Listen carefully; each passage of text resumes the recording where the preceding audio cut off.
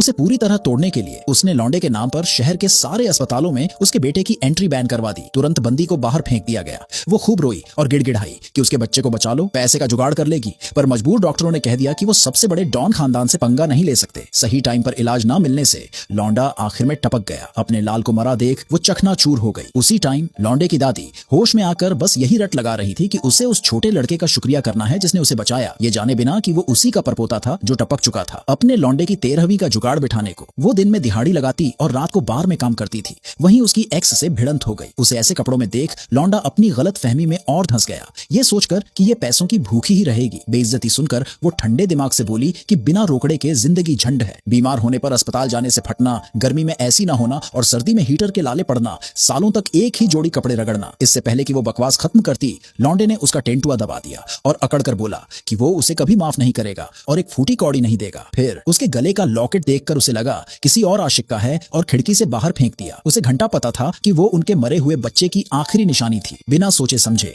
बंदी भी उसे पकड़ने खिड़की से कूद गई। लौंडे को समझ नहीं आया कि एक लॉकेट के लिए वो जान क्यों दे रही है। उसे लगा वो किसी और से सेट है, ये जाने बिना कि वो उसी पर मरती है। इस बार बंदी ने कोई सफाई नहीं दी, बस तान कर बोली तू पछताएगा और लंगड़ाते हुए निकल ली। अगले दिन वो बेटे के लिए आखिरी खिलौना लेने गई, पर फिर लौंडे और नागिन से टकरा गई। डायन ने जानबूझकर बोली बढ़ाकर उससे वो खिलौना भी बुरी तरह से छीन लिया। भाई लौंडे ने तो अपनी सारी कंपनियों में उसकी एंट्री ही बैन कर दी। उसे धक्के मारकर निकाल दिया। घर लौटकर वो अपने मरे हुए लौंडे की लाश के सामने बस सॉरी बोल रही थी। पर अगले ही दिन वो डायन कुछ गुंडों को लेकर घर घुस आई। बोली कि ये सब उस लौंडे का ऑर्डर है और तोड़फोड़ मचा दी। बंदी ने रोकने के लिए पूरी जान लगाई पर दबोच ली गई। उसी टाइम डायन की नजर बिस्तर पर ढकी हुई किसी चीज पर पड़ी और वो चादर उठाने बढ़ी। तभी लौंडे की एंट्री हुई। उसने तुरंत रंग बदला और बंदी पर इल्जाम लगाया कि वो उसे बदुआ दे रही है। बंदी ने भड़क कर मना किया पर डायन अड़ गई। बोली कि चादर के नीचे पक्का कोई काला जादू छुपा रखा है। नफरत और झूठ में अंधे लौंडे ने बंदी को धक्का मारा और तपाक से चादर खींची। बंदी चीखी कि रुक जा, क्योंकि उनका लौंडा नहीं चाहता था कि बाप उसे इस हालत में देखे। पर तब तक खेल खत्म था। चादर के नीचे का नजारा देखकर उस लौंडे की वहीं पर हवा गुल हो गई।